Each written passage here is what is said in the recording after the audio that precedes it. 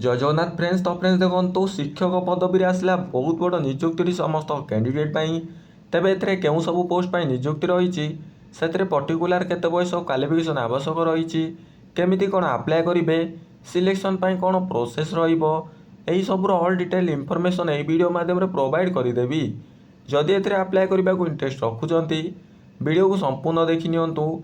वीडियोटी जदि आपको इनफॉर्मेटिव लगे तेज गोटे लाइक करेंगे, चैनल को नुआ कर आसते निहाती भाव में सब्सक्राइब कर बेल नोटिफिकेशन ऑल बटन रे सेट करेंगे। जदि आपण मैंने जॉब टीर नोटिफिकेशन पीडीएफ डाउनलोड करने को चाहते तेबे डिस्क्रिप्शन रे टेलीग्राम लिंक अच्छी जॉइन हुंतु जहाद्वारा फ्यूचर आपण मैंने यही सब गवर्नमेंट निजुक्तिर अपडेट इनफॉरमेशन प्रथमे पाइपर।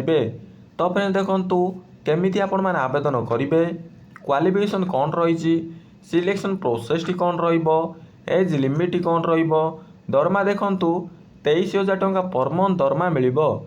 तेबे वर्तमान आसंतु देखिनेबा कौन रही निजुक्तिर ऑफिशियली नोटिफिकेशन टी। तो फ्रेंड्स प्रथमे ऑर्गेनाइजेशन नेम टी देखा गले समग्र शिक्षा कोरापुट रही, टाइप ऑफ जॉब टी कंट्रोल स्ट्रक्चर रही, कैटेगरी ओडिशा गवर्नमेंट जॉब टी रही, नेम ऑफ द पोस्ट देखंतु वेडन पोस्ट रही, अकाउंटेंट पोस्ट रही, पार्ट टाइम टीचर पोस्ट रही। मोड ऑफ एप्लिकेशन देखंतु ऑफलाइन माध्यम रे रजिस्टर पोस्ट एवं स्पीड पोस्ट माध्यम रे आवेदन करेंगे। हु कैन अप्लाई ऑल ओडिशार कैंडिडेट पिला माने आवेदन करेंगे। प्लेस ऑफ द पोस्टिंग देखंतु ओडिशा रही समस्त कैंडिडेट पाई। अप्लाई लास्ट डेट देखंतु 28/8/2025 रही। ऑफिशियल वेबसाइट रही। जेंडर देखंतु केवल महिला कैंडिडेट माने आवेदन करेंगे।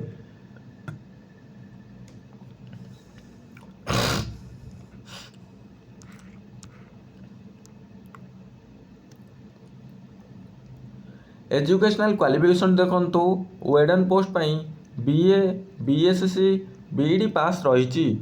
एवं देखंतु अकाउंटेंट पोस्ट पाई बीकॉम विथ कंप्यूटर नॉलेज रही। पार्ट टाइम टीचर इंग्लिश पाई बीए रही, बीईडी रही एवं आपणकर 50% मार्क थिबा पड़ियो समस्त कैंडिडेट पाई। पार्ट टाइम टीचर मैथ एवं साइंस पाई बीएससी रही, बीईडी रही एवं जदि आपण माने ट्रेनेड साइंस ग्रेजुएशन रही एवं अनट्रेनेड साइंस ग्रेजुएशन रही तेबे ये पोस्ट में आप्लिकेबल रोचंती। पार्ट टाइम टीचर संस्कृत में देखंतु बीए रही विथ संस्कृत और साहित्य आचार्य रही समस्त कैंडिडेट पाई। तापर देखंतु आपणकर सिलेक्शन प्रोसेस टी नो एग्जाम रही, रिटर्न टेस्ट रही, मार्क बेसिस रहिबो, डॉक्यूमेंट वेरिफिकेशन रहिबो। यही 4टी स्टेप दे आपण माने सिलेक्शन रहउचंती। वैकेंसी डिटेल देखंतु वेडन पोस्ट पाई 2टी रही, पार्ट टाइम फुल टीचर पाई अकाउंटेंट पोस्ट पाई 12टी रही, पार्ट टाइम टीचर इंग्लिश पाई 6टी रही, पार्ट टाइम टीचर मैथ और साइंस पाई 11टी रही, पार्ट टाइम टीचर संस्कृत पाई 10टी रही। वैकेंसी डिटेल देखि सारिबा पर देखंतु एज लिमिट आपणकर वेडन पोस्ट पाई 30 वर्ष रु 50 वर्ष रही, अकाउंटेंट पोस्ट पाई 18 रु 35 वर्ष रही, पार्ट टाइम टीचर इंग्लिश पाई 18 रु 35 वर्ष रही, part time teacher math science Sanskrit पाई 18 रु 35 रही। गवर्नमेंट रूल अनुसार देखंतु एज रिलैक्सेशन टी ओबीसी कैंडिडेट पाई 3 वर्ष, एसटी एससी पीडब्ल्यूडी कैंडिडेट पाई 5 वर्ष, एक्स सर्विसमैन कैंडिडेट पाई 5 वर्ष, PWD plus SC ST candidate पाई 15 वर्ष एज रिलैक्सेशन टी रहउची। तापर देखंतु इंपोर्टेंट डेट टी अप्लाई स्टार्ट डेट 28 जुलाई 2025 रही, अप्लाई लास्ट डेट टी 28 अगस्त 2025 रही। एप्लिकेशन फीस देखंतु जनरल कैंडिडेट ईडब्ल्यूएस कैंडिडेट समस्त कैंडिडेट पाई फ्री रही। समस्ते मागणार आवेदन करेंगे यही फॉर्म टी को। एवं देखंतु आपणकर कौन कौन सब डॉक्यूमेंट दरकार रोची, all educational qualification certificate, marksheet दरकार रहिबो, caste certificate, residence certificate, valid email ID mobile number, recent colour passport size photo दरकार रहिबो, 1 ID proof, Aadhaar card, voter card, PAN card दरकार रहिबो। एप्लिकेशन फॉर्म टी दरकार रहिबो, एक्सपीरियंस सर्टिफिकेट दरकार हो समस्त कैंडिडेट पाई।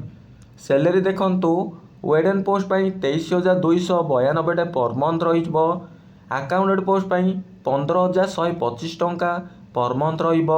ପାର୍ଟ ଟାଇମ୍ ଟିଚର ଇଂଲିଶ ପାଇଁ 8,250 ଟଙ୍କା ପର୍ ମନ୍ଥ ସାଲେରୀ ରହିବ।